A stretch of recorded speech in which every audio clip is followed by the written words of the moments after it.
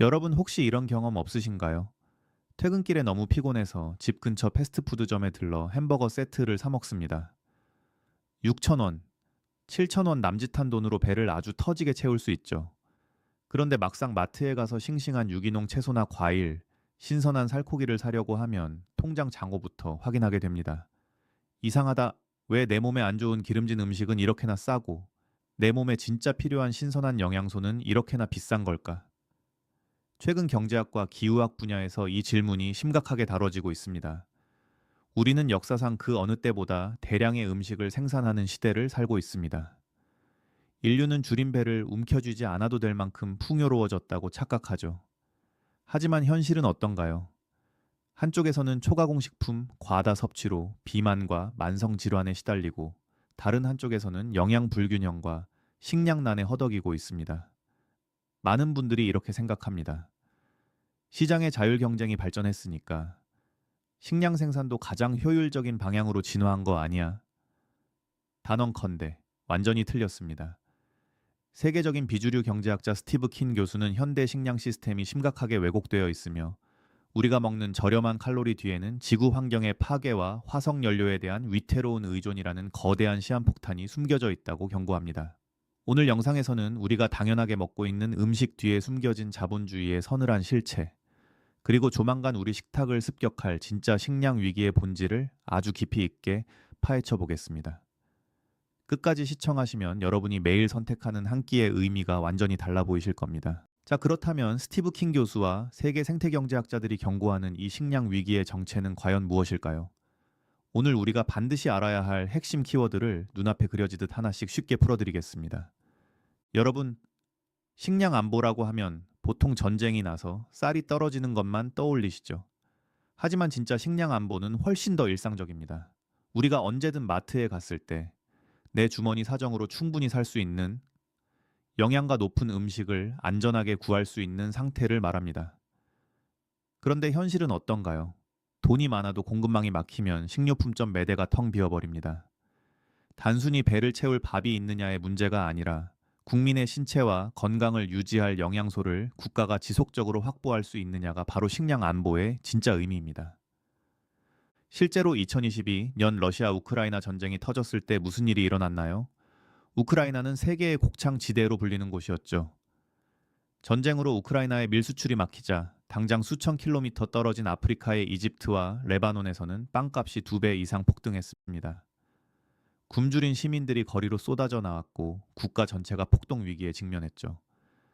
식량 안보가 무너지면 정치가 무너지고 국가 시스템 전체가 마비된다는 것을 보여준 대표적인 사례입니다. 우리가 식당에서 먹는 신선한 상추와 쌀을 보면서 야, 정말 푸르르고 자연 친화적이다 라고 생각하시죠? 죄송하지만 착각입니다. 100년 전 독일의 화학자 프리츠 하버가 공기 중의 질소를 고정해 질소 비료를 만드는 법을 발명했습니다. 그런데 이 인공 비료를 만들려면 막대한 양의 천연가스를 태워 고온고압 상태를 만들어야 합니다. 결국 우리가 농작물에 뿌리는 질소 비료는 액화 천연가스 그 자체입니다. 우리는 그린 식물을 먹는 것이 아니라 석유와 가스로 벼락치기 재배한 브라운 농작물을 먹고 있는 셈이죠. 실제로 질소 비료의 원자재인 천연가스 가격이 오르면 어떤 일이 벌어질까요? 최근 중동의 핵심 수송로인 호르무즈 해협의 지정학적 불안으로 전 세계 비료 수송량이 30% 급감했습니다. 그러자 남미 브라질의 대두 농가와 아시아의 벼 농가들이 비료를 구하지 못해 농사를 포기하는 사태가 벌어졌습니다. 비료 가격 상승이 몇 달 뒤 우리가 마트에서 사는 두부와 쌀값 폭등으로 직결된 것입니다. 지구 수용 능력을 쉽게 비유해 볼까요? 4인용 승용차가 한 대 있습니다. 정원은 4명이죠. 그런데 여기에 사람을 17명이나 쑤셔 넣고 고속도로를 달리고 있다면 어떻게 될까요? 타이어는 터지기 직전이고 엔진에서는 연기가 날 겁니다. 지구가 화학 비료나 석유의 힘을 빌리지 않고 오직 자연적인 토양 회복력만으로 살려낼 수 있는 인구 정원은 약 20억 명입니다. 그런데 현재 지구 탑승객은 85억 명이죠. 정원의 4배가 넘는 인원이 탑승해 있는 겁니다. 역사학자들의 연구에 따르면 산업혁명 이전인 18세기까지만 해도 전 세계 인구는 10억 명 선을 넘지 못했습니다. 기근이 들면 수백만 명이 아사하며 인구가 다시 조절되었죠. 지금 85억 명이라는 기적적인 인구가 유지되는 것은 지구가 넓어져서가 아니라 화석연료라는 시한부 산소호흡기를 지구에 강제로 꽂아두었기 때문입니다. 어? 이 과자 냄새도 좋고 입에 착착 감기는데? 초가공식품은 자연에서 나온 식재료에 수많은 인공 첨가물, 정제설탕, 파뮤, 향료를 집어넣고 마구 분해 합성해서 만든 식품입니다. 문제는 이런 식품들이 우리 뇌에 쾌락 스위치를 교란한다는 것입니다. 단백질과 미네랄 같은 진짜 영양소는 텅 비어 있는데 칼로리만 미친 듯이 높습니다.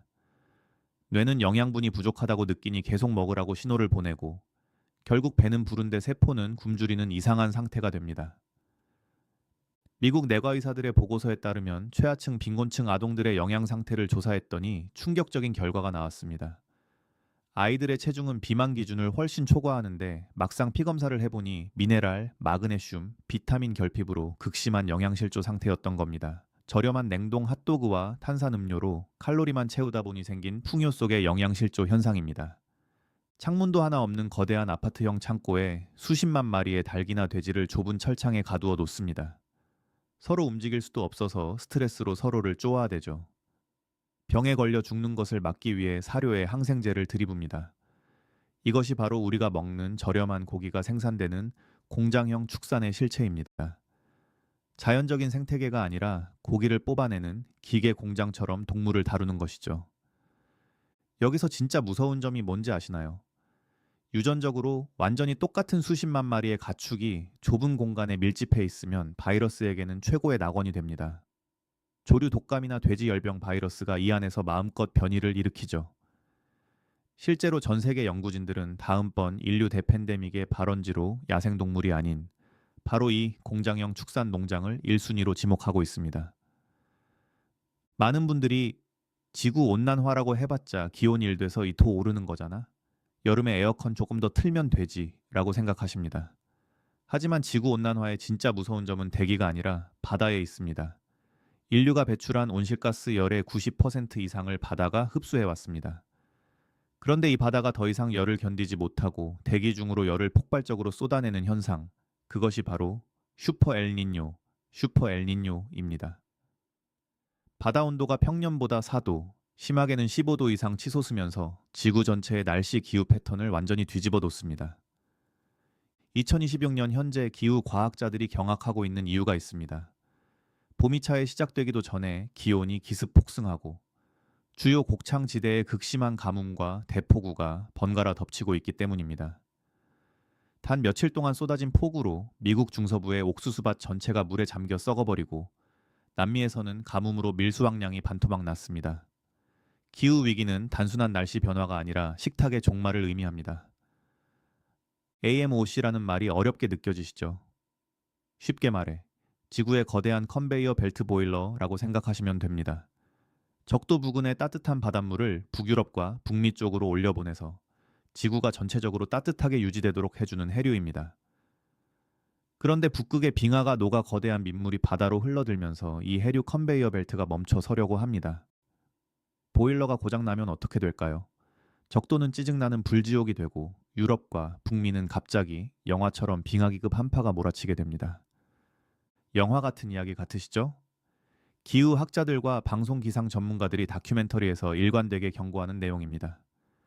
만약 AMOC, 해류가 멈추면 영국과 서유럽의 농경지 대부분이 동결되어 벼나 밀 재배가 불가능해집니다. 북방구의 식량 생산이 완전히 붕괴하면서 전 세계적인 식량 대란이 일어나는 것이죠. 마트에 가면 수천 가지 과자와 음료수가 화려하게 진열되어 있죠.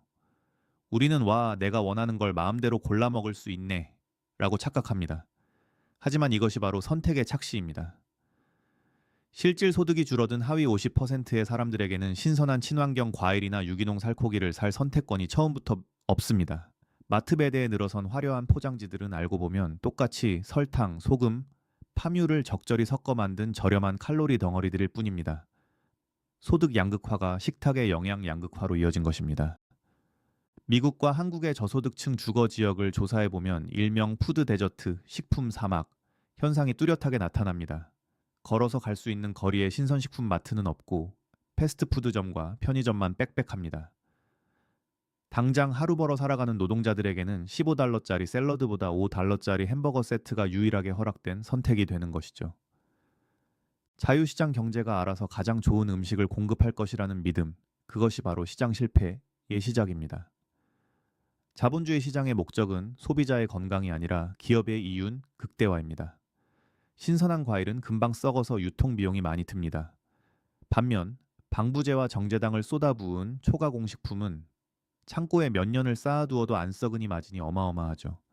시장 시스템은 당연히 영양가가 있는 음식 대신 유통이 쉽고 마진이 많이 남는 저질 칼로리를 생산하도록 최적화되어 있습니다. 글로벌 정크푸드 기업들의 재무제표를 보세요. 세계적인 인플레이션과 경제 위기 속에서도 매출과 영업이익은 매년 역대 최고치를 경신합니다. 왜일까요? 원가는 극단적으로 낮추고 자극적인 맛으로 사람들의 뇌를 중독시켜 계속 사 먹게 만들었기 때문입니다. 시장이 영양이 아닌 이윤만을 최적화할 때 일어나는 대표적인 시장 실패입니다. 그렇다면 대안은 없을까요? 스티브 킹 교수는 시장의 자율에 맡기지 말고 정부의 강력한 규제와 친환경 바이오 기술이 결합해야 한다고 강조합니다. 과거 낙농업자들이 우유에 물과 인공 가루를 섞어 팔던 시절, 정부가 강력한 위생 및 영양 규제를 도입해 이를 막았던 것처럼 초가공식품과 공장형 축산에 대한 엄격한 법적 규제, 여기서 중요한 점은 이 모든 10가지 키워드들이 서로 별개가 아니라 하나의 거대한 도미노처럼 연결되어 있다는 사실입니다. 소득 불평등으로 돈이 없는 사람들은 초가공식품을 찾고 식품 기업들은 자본주의 이윤 최적화를 위해 공장형 축산과 화석연료 인공비료로 칼로리를 쥐어짜냅니다. 그 결과 지구 수용 능력이 폭발하고 온실가스로 슈퍼 엘니뇨와 AMOC 해류 위기가 찾아와 식량 안보를 위협하죠. 결국 이 미친 도미노를 멈추려면 정부의 강력한 규제와 바이오 테크놀로지라는 제동장치를 지금 당장 걸어야만 합니다. 그렇다면 왜 현대 식량 시스템은 이런 위태로운 구조를 유지하고 있을까요? 원인부터 결과, 그리고 향후 전망까지 논리적으로 하나씩 짚어보겠습니다. 1. 원인. 자본주의 시장이 최적화하는 것은 영양이 아니라 이윤이다. 여기서 많은 사람들이 착각하는 사실이 있습니다. 자유시장 경제는 소비자에게 가장 유익한 제품을 제공할 것이다 라는 믿음이죠. 하지만 시장 시스템의 목적은 인간의 건강이나 영양 공급이 아닙니다. 오직 투입 대비 이윤의 극대화입니다. 농기업과 대형 식품 기업 입장에서 생각해 보세요. 신선한 유기농 채소나 칼슘, 마그네슘, 미네랄이 풍부한 식품은 유통기한이 짧고 트랜스포트 수송, 과정에서 잘 부패합니다. 반면 정제된 설탕, 정제 탄수화물, 파뮤 같은 재료는 건조하고 가공하여 포장하면 몇 년이 지나도 망가지지 않습니다. 대량 생산과 장기 보관이 가능하니 마진이 엄청나게 남죠. 결국 자본주의 시장은 밀도 높은 영양소 대신 저렴하고 대량 생산이 가능한 칼로리만을 시장에 쏟아내도록 진화했습니다. 패스트푸드 업체들이 더 많은 영양을 파는 것이 아니라 더 많은 칼로리와 극강의 자극적 맛을 파는 이유가 바로 이 때문입니다. 2. 과정. 소득 양극화와 선택의 착시. 여기서 더 슬픈 현실이 개입합니다. 바로 소득 불평등입니다. 지난 몇십 년간 전 세계 하위 50% 노동자들의 실질 소득은 주거비와 교육비 상승에 밀려 거의 제자리 걸음을 했습니다. 당장 월세를 내고 나면 통장에 남는 돈이 별로 없죠. 이들에게 영양가가 풍부하지만 비싼 친환경 식재료는 사치입니다. 당장 저렴한 가격에 배를 채울 수 있는 햄버거, 라면, 냉동식품, 초가공식품을 찾을 수밖에 없습니다. 식품 기업들은 말합니다. 우리는 소비자에게 수백 가지의 다양한 메뉴를 선택할 기회를 제공한다. 하지만 이것은 선택의 착시, 일루전 오브 초이스일 뿐입니다. 패스트푸드점에 가서 소스를 바비큐로 할지, 어니언으로 할지 선택하는 것이 진짜 선택일까요?